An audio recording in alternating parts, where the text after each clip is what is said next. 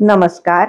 श्री शिव महापुराण रुद्र संहिता पार्वती खंड अध्याय क्रमांक 22 पार्वतीची तपश्चर्या. श्री गणेशाय नमः.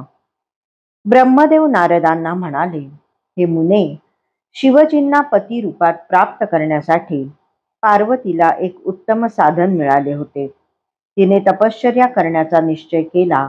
त्यासाठी मात्या पित्याची अनुमती मिळणे आवश्यक होते. म्हणून जया आणि विजया या दोन सख्यांना घेऊन ती पित्यापाशी गेली.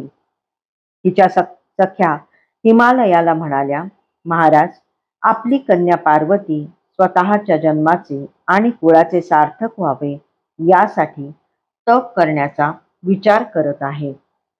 भगवान शंकर तपश्चर्येने साध्य होणार आहेत हे तुम्ही जाणता. म्हणून सर्वांच्या कल्याणासाठी तिला तप करण्याची अनुज्ञा द्या. हिमालय म्हणाला, मुलींनो, पार्वतीचा संकल्प फारच शुभ आहे. तिने अवश्य तपश्चर्या करावी, पण तत्पूर्वी आपल्या मातेचीही संमती घ्यावी. तिने होकार दिला तर फारच उत्तम होईल. मग पार्वती आपल्या सख्यांसह मेना राणीकडे गेली. सख्यांनी तिला नमस्कार केला व म्हणाल्या, मैया, तुमची कन्या शिवजींच्या प्राप्तीसाठी तपश्चर्या करू इच्छिते. तिने पित्याची अनुमती घेतलेली आहे. आता तुम्ही संमती द्यावी. ते ऐकून मेना राणी खूपच अस्वस्थ झाली. ती काहीच बोलेना. तिची मनोव्यथा जाणून पार्वती म्हणाली, माते, शिवजींची प्राप्ती हेच माझ्या जीवनाचे ध्येय आहे. ते साध्य करण्यासाठी मला प्रयत्न करायचे आहेत. म्हणून मी उद्या सकाळीच तपोवनात जाणार आहे. ते ऐकून मीना फारच दुःखी झाली. ती म्हणाली, पार्वती, तप करणे हे फारच कठीण काम आहे.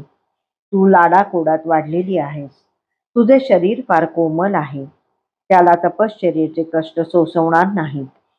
सर्व देवता आणि तीर्थे आपल्या घरीच असताना तू वनात कशासाठी जातेस? स्त्रिया तपश्चर्येसाठी वनात गेलेल्या मी ऐकलेल्या नाहीत. तू घरीच तप कर. पहिल्यांदा तू हट्टाने वागलीस आणि काय साध्य केलेस, आणि आता तरी काय साधणार आहेस?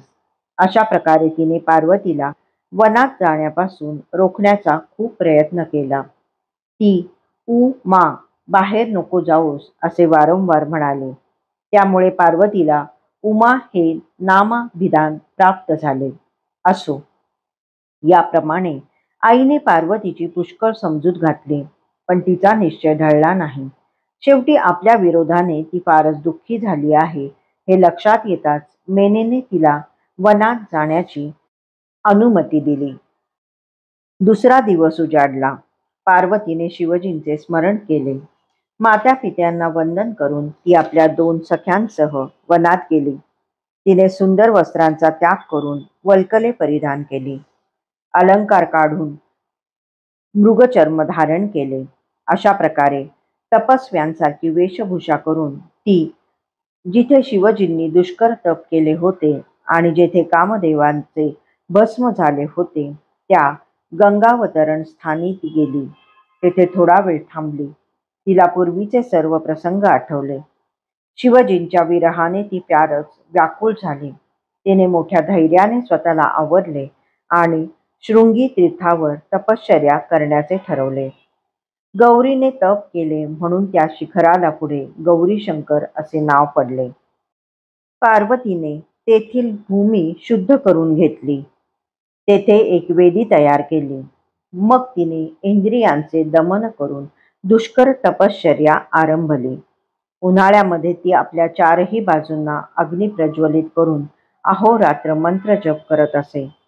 पावसाळ्यात उघड्या मैदानावर किंवा शिळेवर बसून तप करत असे. तर हिवाळ्यात रात्रसमयी गळ्या इतक्या पाण्यात उभी राहून पंचाक्षर मंत्र म्हणत शिवध्यानात रममाण होत असे. तिने व तिच्या सख्यांनी तेथे काही वृक्ष लावले होते. वेळ मिळताच ती त्यांना पाणी घालत असे. कोणी अतिथी आल्यास त्याचाही आदर सत्कार करत असे. उपासना करताना तिने विषम परिस्थितींशी सामना केला. अनंत कष्ट सोसले, पण आपले मन शिवचरणांपासून जराही ढळू दिले नाही. प्रथम फलाहार घेऊन व नंतर नुसती पाने खाऊनच तप केले. अशा प्रकारे पुष्कळ वर्षे तप केल्यावर तिने पानांचा आहारही सोडून दिला. निराहार राहून तप करू लागली. पर्ण म्हणजे पाने, पण ती खाणेही सोडून दिल्यामुळे देवांनी तिचे अपर्णा असे नाव ठेवले. त्यानंतर ती एका पायावर उभी राहून तप करू लागली. तिने तपश्चर्येमध्ये महान ऋषीमुनींनाही मागे सारले. अशा प्रकारे तिने 3000 वर्षे आराधना केली. पूर्वी शिवजींनाही याच ठिकाणी 60 वर्षे तपश्चर्या केली होती. एवढे प्रदीर्घ तप केल्यानंतर पार्वती मनोमन विचार करू लागली. शंकर सर्वज्ञ आहेत, सर्वदर्शी आहेत, सर्वात्मा आहेत. मग ते माझी दखल का घेत नाहीत? मी त्यांच्यासाठी इतके वर्ष तप करत आहे, हे त्यांना कळत नाही काय? ते सर्व प्रकारचे ऐश्वर्य देणारे, क्लेश दुःख निवारण करणारे व भक्तांचे अभीष्ट मनोरथ पूर्ण करणारे म्हणून प्रख्यात आहेत. मग सर्व कामना सोडून मी त्यांच्यावरच अनुरक्त असताना त्यांना माझी दया का येत नाही? मी नारदांनी दिलेला पंचाक्षरी मंत्राचा नित्य भक्तीने आणि विधीपूर्वक जप केला असेल, सर्वेश्वर शिवजींची मनपूर्वक आराधना केली असेल, तर ते माझ्यावर प्रसन्न होवोत. त्यानंतर तिने अधोमुख होऊन महाकठीण तपश्चर्या आरंभली. ते दुष्कर तप आणि तिचे मनोबल पाहून सर्वांनाच मोठे आश्चर्य वाटू लागले. ऋषीमुनी तिचे दर्शन घेण्यासाठी येऊ लागले.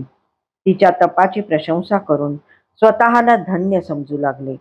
तिच्या तपश्चर्येच्या प्रभावाने ते स्थान विरोधरहित झाले. आश्रमापाशी फिरणारे हिंस्त्र पशु वैरभाव विसरून शांततापूर्ण जीवन जगू लागले. तेथील वातावरण मनोहर झाले. त्या वनातील वृक्षांना नित्य फळे येऊ लागली. विचित्र पुष्पे आणि नानाविध प्रकारच्या तृणांनी तो परिसर कैलासासमान रमणीय दिसू लागला. पार्वतीच्या तपश्चर्येच्या सिद्धीचे साकार रूप बनला. अध्याय 22 समाप्त.